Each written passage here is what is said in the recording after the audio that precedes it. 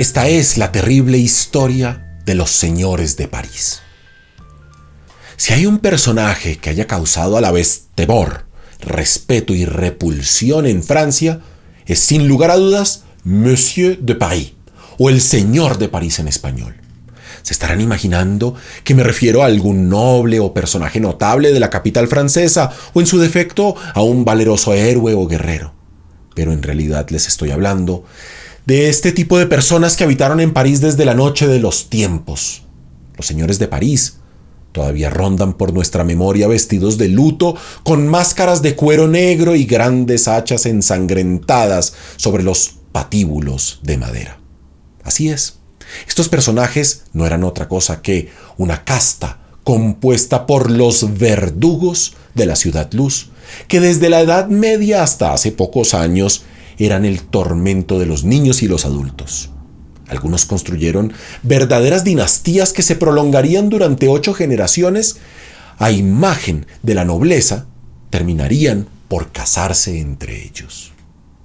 Basta con describir alguno de los suplicios para entender el miedo que causaba su presencia, como por ejemplo el de la molida. Esta ejecución consistía en amarrar a un condenado a una cruz y triturarle literalmente todos sus miembros a palos, para luego dejarlo de festín para los animales de carroña que lo devoraban aún vivo. Como podrán darse cuenta, los señores de París no eran la flor de la ternura y pocos osaban siquiera dirigirles la palabra. El caso es que desde siempre la gente les huyó y las autoridades los confinaron en los barrios de peor fama, fuera de la ciudad o bajo la picota misma. Es decir, que a la entrada de sus casas colgaban las cabezas de los reos decapitados. Todo esto porque, según una antiquísima idea, su trabajo estaba ensuciado por la muerte. Era tal su grado de aislamiento que sobre las estanterías en las panaderías, sus panes tenían que estar volteados y separados de los otros. De ahí que aún hoy en día sea de mal gusto y agüero poner el pan volteado sobre una mesa francesa. Durante mucho tiempo fueron un grupo cubierto de privilegios que no solamente recibía un salario generoso, sino que cada 3 días a la semana los mercaderes de París debían entregarle una parte de sus productos. La historia de este gremio en la Ciudad Luz comenzó de la manera más inesperada, porque el primer verdugo del que se tenga noticia fue ni más ni menos que una mujer que a mediados del siglo XIII hacía gala de su cruel arte. Algunos años después apareció el primer señor de París de apellido Tennebaut, que ocupó el cargo durante más de 40 años, cosa bastante inusual para la época. Como lo podrán suponer, no es que los verdugos vivieran más que el resto de sus contemporáneos, sino que, tratándose de un trabajo puramente físico, debían comenzar desde muy jóvenes a manejar la espada y aprovechar su fortaleza juvenil. Cosa que parece bastante lógica, porque para moler a palos a todas las víctimas de la molida se necesita la vigorosidad de un verdugo. Los descendientes de Tennebaut siguieron perfeccionando la técnica de su ancestro durante 3 generaciones y fueron entrando en las sutilezas del desmembramiento y otras prácticas semejantes.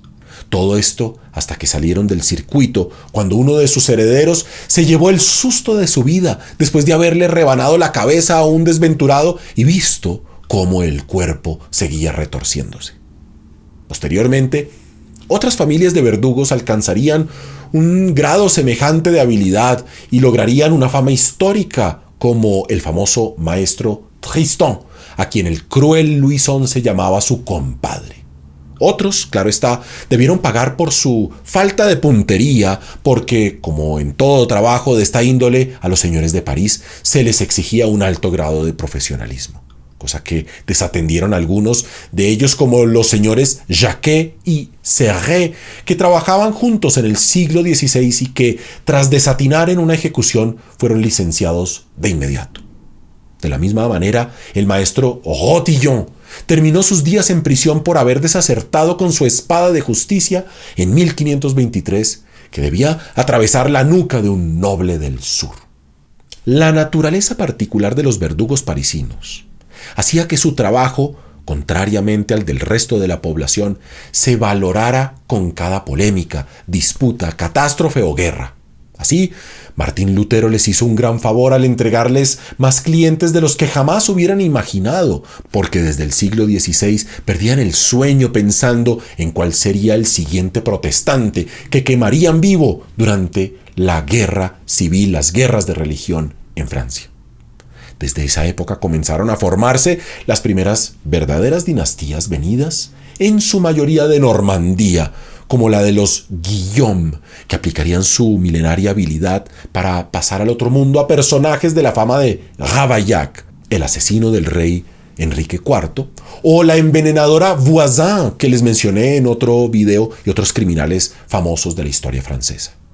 Sin embargo, los señores de París no alcanzarían su momento de gloria hasta la llegada de la familia Sanson, que durante 6 generaciones ocuparía el poco envidiable cargo de verdugo de la ciudad de París.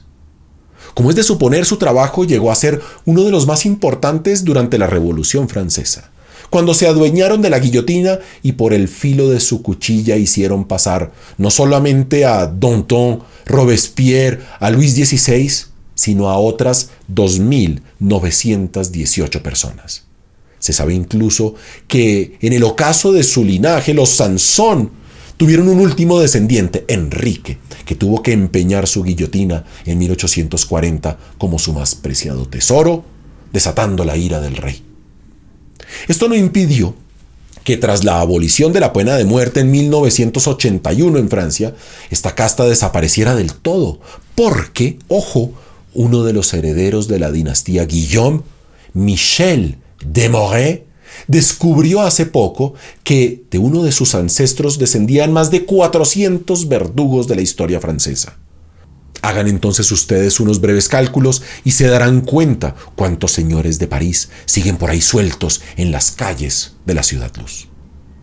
Si les gusta este contenido, denle un like a este video y únanse a nuestras membresías para descubrir horas de cursos y conferencias de historia universal. Chao, chao.